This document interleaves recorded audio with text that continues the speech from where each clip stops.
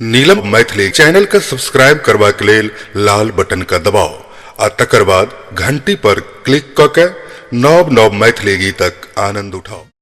हे मैथिल गण हम नमन करी ई शुभ विवाह केर मधुर घड़ी। बिन बात करू हल्ला गुल्ला, बिन भूख खाओ छिली रसगुल्ला। हम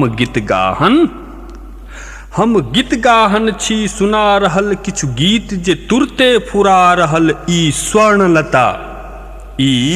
स्वर्णलता हम हरिनाथ निर्माता चिन्हल कृष्ण कुमार। हो बर बधुक मंगल जीवन, सब दिन बसंत सब दिन बयार। सुनो सखी